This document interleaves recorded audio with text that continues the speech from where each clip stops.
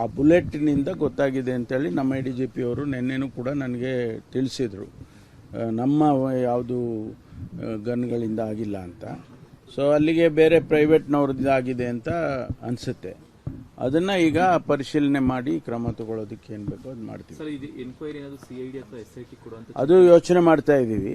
If it is again required CIDಗೂ ಕೂಡ ಕೊಡುವಂಥ ಸಾಧ್ಯತೆಗಳಿದ್ದಾವೆ. ನಾನು ಮುಖ್ಯಮಂತ್ರಿಗಳ ಜೊತೆಯಲ್ಲಿ ಮಾತಾಡ್ತೇನೆ.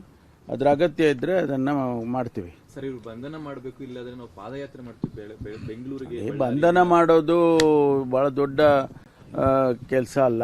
ಆದರೆ ಅದಕ್ಕೆ ಹಿಂದೆ ಕಾನೂನು ಚೌಕಟ್ಟಿನಲ್ಲಿ ಏನು ಕ್ರಮ ತಗೋಬೇಕು ನೋಡಿ ಆಮೇಲೆ ಅವರು ಆ್ಯಕ್ಟ್ ಮಾಡ್ತಾರೆ. ಈಗ ಉದಾಹರಣೆಗೆ ಯಾರೋ ಪ್ರೈವೇಟ್ನವರು ಇಂದ ಫೈರ್ ಆಗಿದೆ ಅಂತ ಇಟ್ಕೊಳ್ಳಿ. ಅದರದ್ದು ತನಿಖೆ ಆದಮೇಲೆ ಆ ವ್ಯಕ್ತಿ ಯಾರು ಫೈರ್ ಮಾಡಿದ್ದಾರೆ ಅವ್ರ ಮೇಲೆ ಕ್ರಮ ತಗೊಳ್ಳೇಬೇಕಲ್ಲ. ಬಂಧನ ಇರ್ಬೋದು, ಮತ್ತೊಂದು ಇರ್ಬೋದು, ಅದು ಮಾಡ್ತಾರೆ. ಪ್ರೊಸೀಜರ್ಸ್ ಅವೆಲ್ಲ. ನನಗೇನು ಬಂದಿಲ್ಲ ಇನ್ನು. ನನಗೇನು ಇನ್ನೂ ಬಂದಿಲ್ಲ. ಬಂದ ಮೇಲೆ ಅದಕ್ಕೇನು ಸೂಕ್ತವಾದ ಕ್ರಮ ತಗೋಬೇಕು ತಗೊಳ್ತೀವಿ. ಈಗಾಗಲೇ ಅವರು ಕಂಪ್ಲೇಂಟ್ ಕೊಟ್ಟಿದ್ದಾರೆ. ಆಮೇಲೆ ಈಗ MLA ಅವರು ಕೂಡ ಅವ್ರ ಕಡೆಯಿಂದನೂ ಕೊಟ್ಟಿದ್ದಾರೆ.